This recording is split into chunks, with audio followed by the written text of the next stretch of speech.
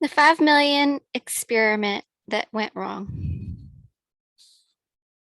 In the early 1980s, the U.S. Air Force School of Aerospace Medicine funded a very large, very expensive study at the University of Washington under the direction of Dr. Arthur W. Guy. In this study, rats were continuously exposed to high-frequency microwaves of 2.45 gigahertz, with 1 gigahertz equaling 1 billion hertz at approximately 0.5 megawatts per microwaves per centimeter squared, 20 times lower than the safe thermal level. The exposures lasted for as long as 25 months, and 155 different measures of health and behavior were collected. This appeared to be a well-designed study that would finally answer the question of whether there were any potential hazards to human beings from the chronic exposure to microwave radiation. According to Guy, the results revealed few differences between the exposed and control rats, and those differences, for the most part, were either non-statistically significant or came and went, suggesting that they may be due to chance. However, one striking observation was noted. Primarily, malignant tumors developed in 18 of the exposed animals, but only 5 of the controls. Guy hastened to explain that the incidence of cancers, even in the experimental group, was actually lower than normally expected for the strain of rat used in the experiment. He suggested that no hasty conclusions should be drawn, and that a consensus among most investigators that the only strong evidence for the hazards of microwaves is found at high levels of exposure was still valid. This project was widely reported in the press and discussed at scientific meetings, and it was subject to a major article in the September 1986 issue of Scientific American, from which the above quotes have been drawn. A significant aspect of the experiment was not reported either in that article or in the popular press. But as the scientific meeting as which the results of the study were first reported, it was revealed that all of the animals used, both experiment and control, were gonotobiotic, a term meaning germ and virus free.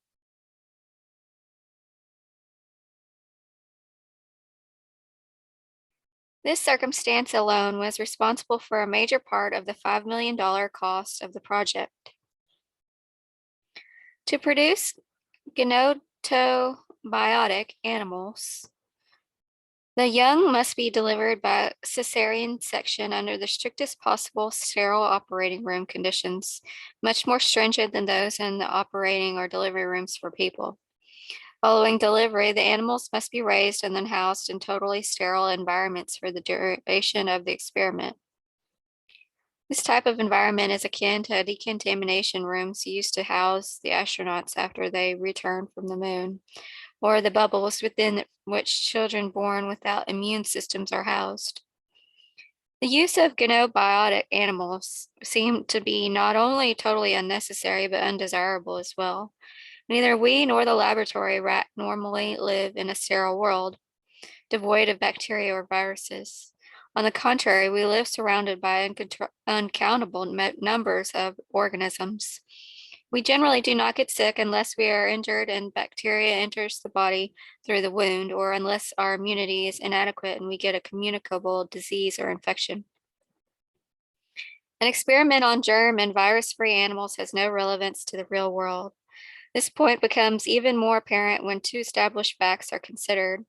First, present evidence shows that at least 20% of human cancers are caused by viral infection, and the percentage is considerably higher in animals. Therefore, animals that are maintained in a germ and virus-free state that have an incidence of cancer that is much lower than expected.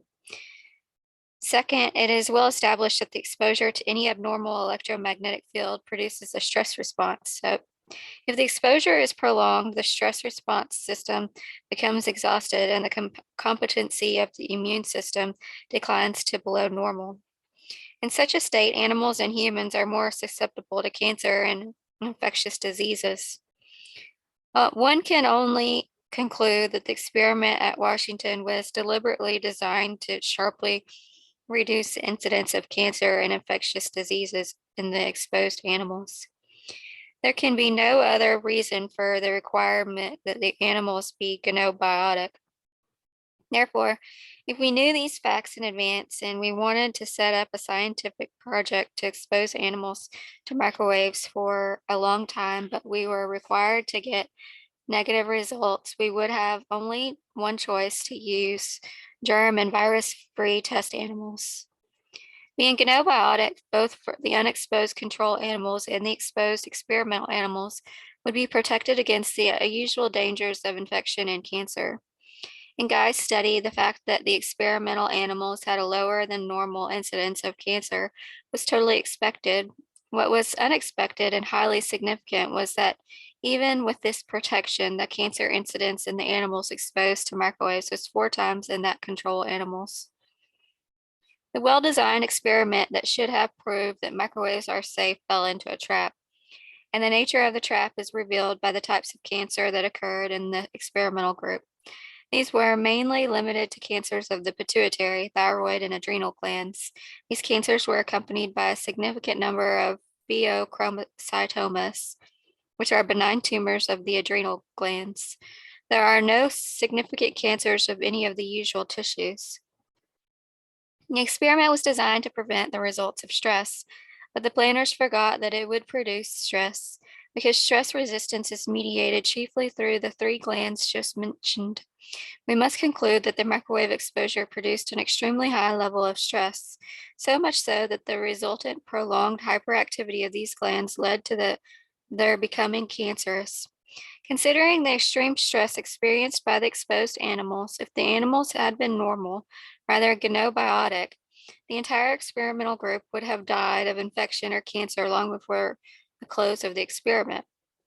Some of the 155 biochemical determinations done by the guy in the course of the experiment confirmed this interpretation. Plasma cortisol is one of the chemical substances produced by the adrenal glands under conditions of stress, and it was one of the substances measured in the experiment.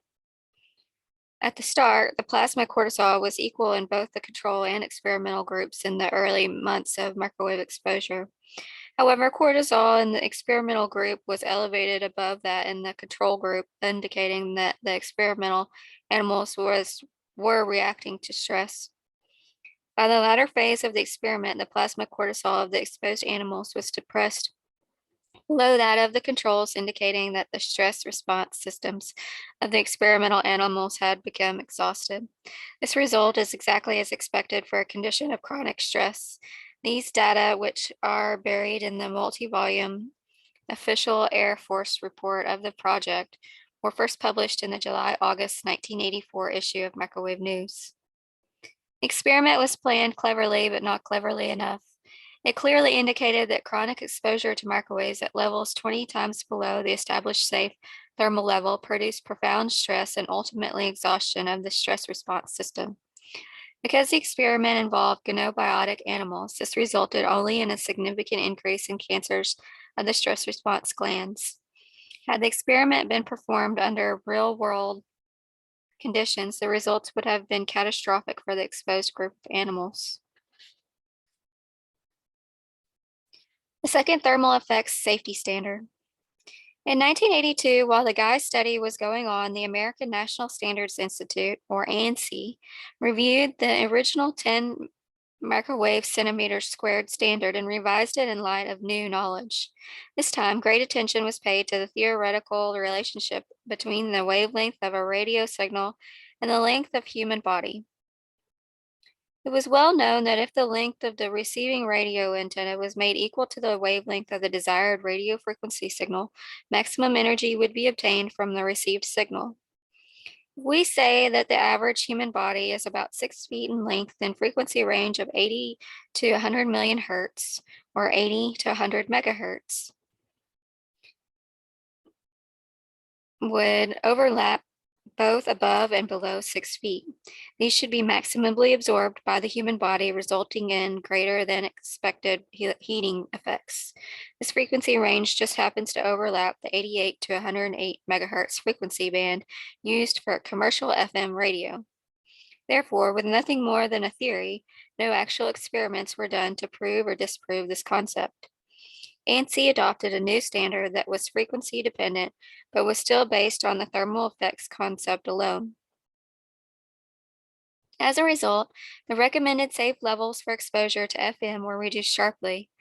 The microwave exposure levels were slightly reduced, and exposure levels for frequencies below the FM band were raised significantly on the basis that the longer the wavelength, the lower the possibility of any biological effect.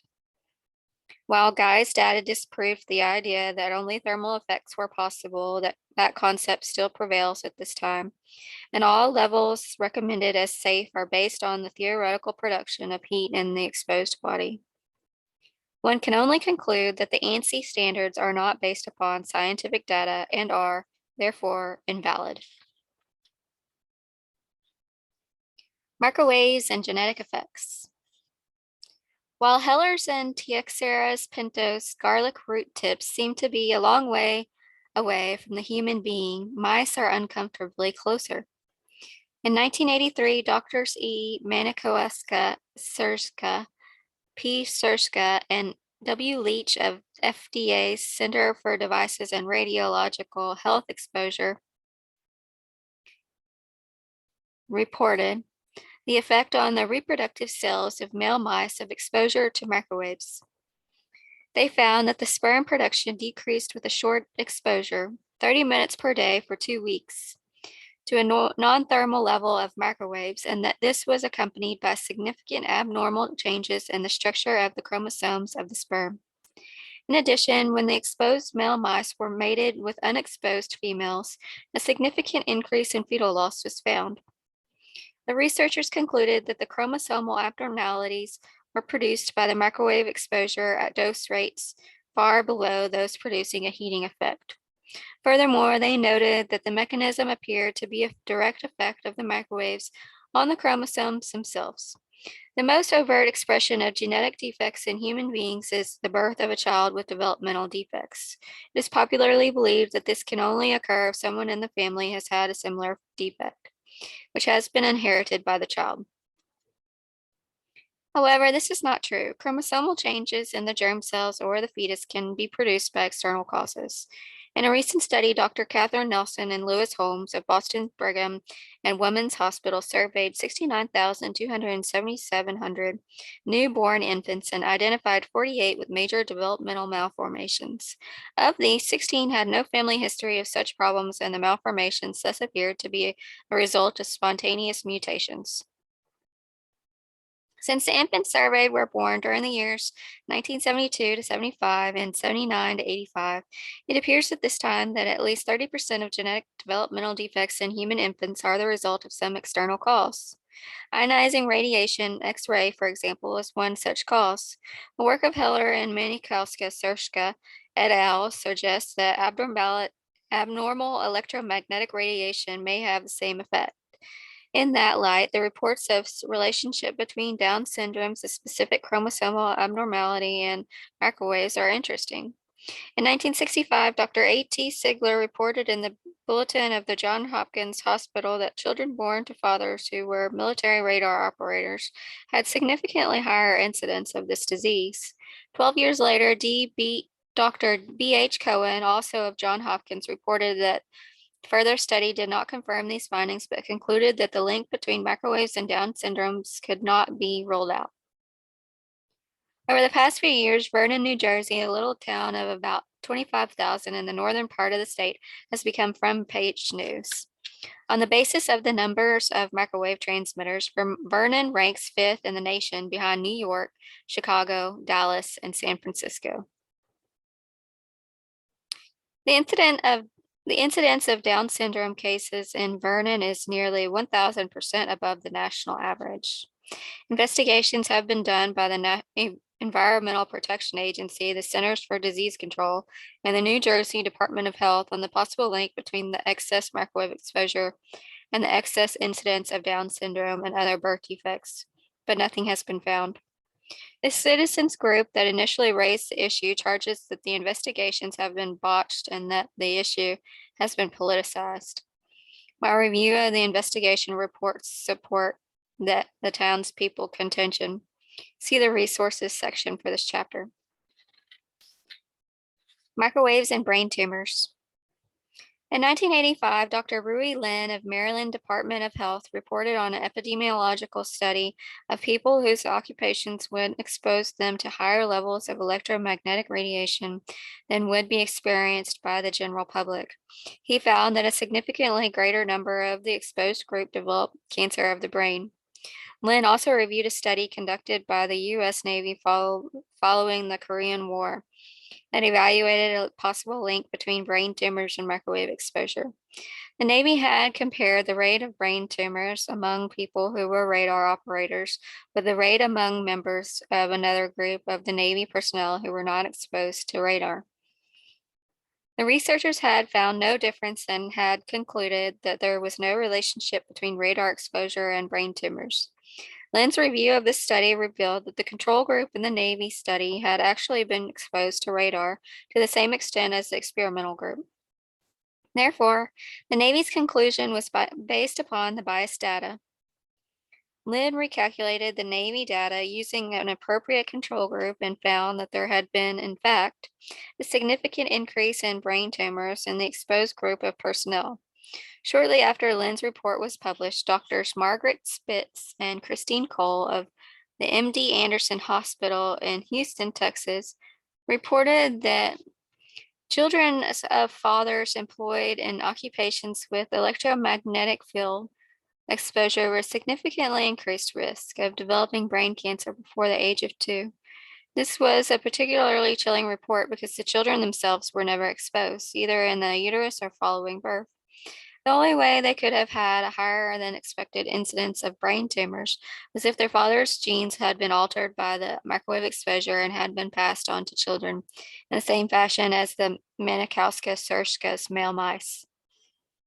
During the years between 1940 and 1977, there was unprecedented increase in the use of microwaves. During that same period, the incidence of primary brain tumors among whites rose from 3.8 to 5.8 per 100,000, and the incidence among black rose from 2.15 to 3.85 per 100,000. While these data do not prove a direct connection when taking along the reports of Lynn, Spitz, and many others, they raise valid questions. It is not possible here to list the many other studies that have lent support to causal associations between microwave exposure and cancers of all types, not just brain tumors, and genetic abnormalities. The scientific data at this time indicate that microwaves have major biological effects at power levels far below those required to cause heating. The majority of these effects are productive of various disease states, primarily cancer and genetic defects in those exposed and in their unexposed offspring. These diseases are not strange new types unique to microwave exposure. They are instead our old familiar enemies. The hazard comes from the fact that the exposure to microwaves, like exposure to any abnormal electromagnetic field, produces stress, a decline in immune system competency, and changes in genetic apparatus. Thus, the levels of exposure that the government says are safe are in fact not safe at all. Extremely low frequency radiation, or ELF, from electrical power lines. While portions of American population are exposed to some level of microwave radiation, we are all exposed to the electrical power frequency of 60 cycles from the fields given off by extensive network of transmission lines and the electrical wiring in our homes and offices. The 60 hertz electrical power frequency lies within this band termed extremely low frequency, or ELF, which covers the region of the electromagnetic spectrum from 0 or DC to 100 hertz. For very good scientific reasons, it was formerly considered totally impossible for an ELF field to produce any biologic effect. First of all, the wavelengths are absurdly long to produce resonance with any living thing. For example, the wavelength of 60 hertz radiation from power lines and appliances is about 3,000 miles. If you apply an antenna resonance idea to this region, as ANSI did for FM broadcast region of the spectrum, the only living organism that could possibly be affected would be a 3,000-mile long earthworm.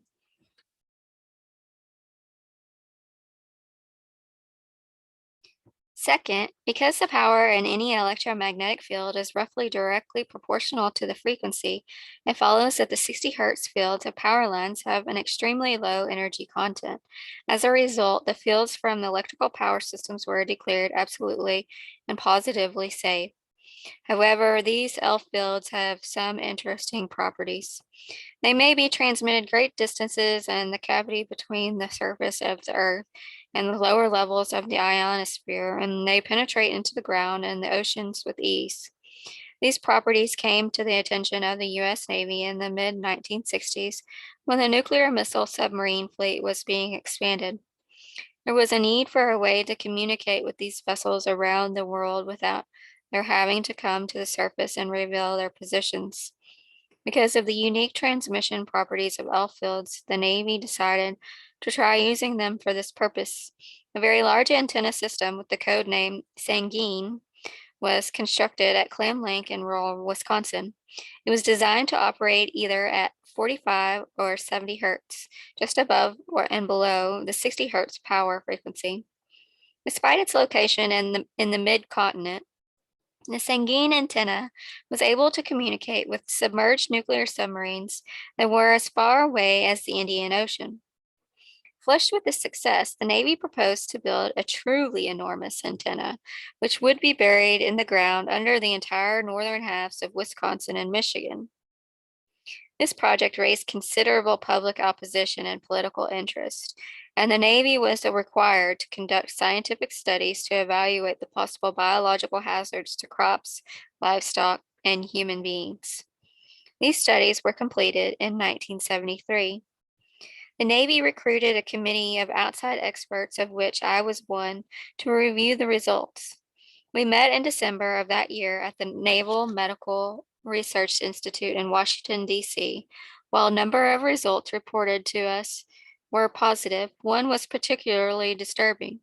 Dr. Dietrich Beischer, working with human volunteers at the Naval Aerospace Medical Research Laboratory in Pensacola, Florida, found that only a one-day exposure to the magnetic field component of the Sanguine signal produced a significant increase in the serum triglyceride levels in 9 out of 10 subjects. Serum triglycerides, as increased by stress response, are related to fat and cholesterol metabolism. Increases to above normal levels are a definite cause for concern. The Navy viewed this result seriously enough to examine the personnel operating the test antenna at Clam Lake. All of the workers showed similar elevations of serum triglycerides. While we could not explain it, it was nevertheless obvious from Beischer's study that the other positive results reported that ELF fields of 45 and 75 hertz had definite biological effects, some of which were potentially hazardous. The final report of the committee contained a number of recommendations for further study in the following statement. This committee went on record to recommend the Electromagnetic Radiation Management Advisory Council, or ERMAC, the White House agency that had overall advisory capacity in this area, be apprised of positive findings evaluated by this committee and their possible significance, should they be validated by future studies to the large population at risk in the United States who are exposed to 60 hertz fields from power lines and other 60 hertz sources. This statement was unanimously agreed upon by the committee. We were all concerned over the exposure of civilian population to the 60 hertz power frequency, lying just between the two Sanguine frequencies. Considering the fact that the field strength from the Sanguine system was 1,000,000 times smaller than that of the field produced by the ultra-high voltage electric power transmission lines.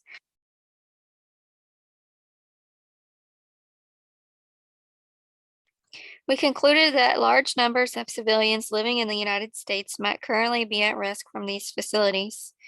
After the meeting, the Navy denied that it had ever taken place and insisted that it had no knowledge of any scientific studies indicating possible harm to humans from the operations of the Sanguine system. Within a day of returning from Washington, I became aware of the plan to construct 10 ultra-high voltage power lines in New York State to transmit power from the Canadian James Bay Power Project to the East Coast power grid.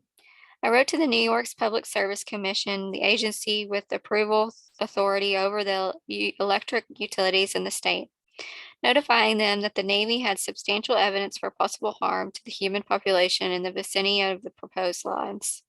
I provided them with the name and the telephone number of the Navy commander in charge of the Sanguine Health Studies and suggested that they contact him. A few weeks later, I was called by the PSC and told that the Navy had refused to talk to them. The result of this was a lengthy series of public hearings on these transmission lines and their possible health hazards. The final decision by the PSC was to accept my recommendations for a moratorium on constructing these lines and for a 5-year scientific study of the possible hazards. This study was to be under the direction of the New York State Health Department. Its cost would be $5 million, which would be assessed from the utilities. The utilities fought in court to prevent implementation of this order, but they finally lost and the program began in 1981. Early power line studies. While these events were going on, we started a study in my own lab to look for potential effects of chronic exposure to 60-cycle power fields.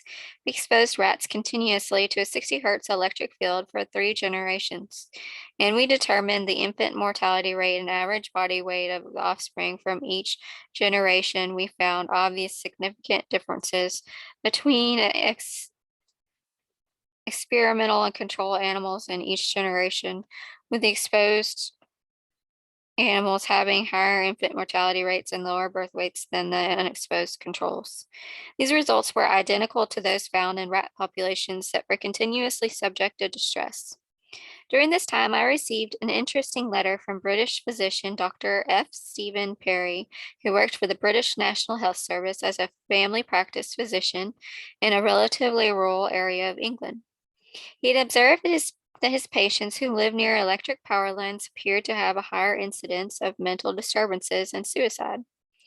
When he mentioned this to various authorities in Britain, he was not well received. He contacted me for advice on how to proceed with his own study. My colleagues and I ultimately collaborated with Dr. Perry in epidemiological study that showed a significant relationship between power line field exposure and suicide in his area. We published the results of this first study in the scientific literature in 1976, just as the public hearings on the power lines were beginning. A second study with Dr. Perry, in which the strength of the field from the lines was measured, was published as hearings ended in 1979. In the meantime, Dr. Nancy Wertheimer, an epidemiologist at the University of Colorado, was examining the possible relationship between the magnetic field from electrical lines, not the high voltage power transmission lines, but the connecting lines that are strung on poles along every street. She made a startling discovery. 60-cycle magnetic fields with strengths of only 3 milligauss, 3,000ths of a gauss, were statistically significantly related to the incidence of childhood cancers. This field strength is many times smaller than the Earth's normal magnetic field strength, and it is far below the average strength of 100 milligauss at a distance of approximately 50 feet from the standard transmission line. Wertheimer published her data in 1979. Both her paper and our 2 papers were immediately subjected to bitter criticism on the basis that they simply could not be true. There was no physical link between such extremely weak 60 hertz fields and living organisms. The New York State Power Lines Project. When the New York State Department of Health Power Lines Project finally got started, it was, to all intents, under the control of the utilities that were providing the funding. In present-day research, this is known as the golden rule. He who has the gold makes the rules. When I testified at the public hearings, I suggested that the only one study that should have top priority was long-term, large-scale epidemiological study of the New York State population group living with 200 feet of existing high-voltage transmission lines. However, rather than doing that study, the Department of Health decided to have Dr.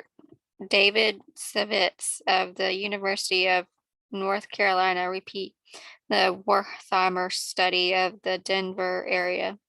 The resources available to Savitz were enormously greater than those that Wertheimer had had.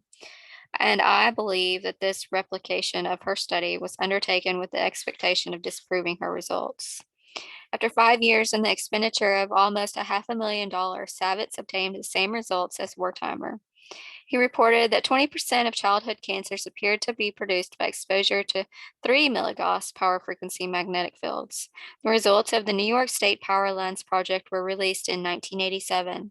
They contained this bombshell as well as other evidence that power frequency fields had significant behavioral and central nervous system effects, as well as a stimulating effect on cancer cell growth. While the final report of the advisory panel to the New York State study was a masterpiece of understatement, the evidence is clear. Exposure to power lines and to the other 60-cycle radiation from appliances at levels commonly found in the environment produces an increase in the rate at which human cancer cells grow, an increase in the incidence of childhood cancers, alterations in behavior that are long-lasting, if not permanent, and significant changes in the production of certain vitality important brain chemicals called neurohormones. The recommendation of the Navy Sanguine Study Committee made in 1973, more than a decade earlier, had finally been validated. The immediate problem following the release of this report was the need for a public service commission, which had commissioned the study to act upon the findings of definite health hazards. The 3 milligauss field level was a real embarrassment. The magnetic field level at the edge of the right-of-way, about 50 feet away from the standard 345 kilovolts per transmission line, averages 100 milligauss. These lines constitute the bulk of transmission facilities in the U.S. If a 3 milligauss safety standard were applied, right of way almost all transmission lines would have to be considerably enlarged.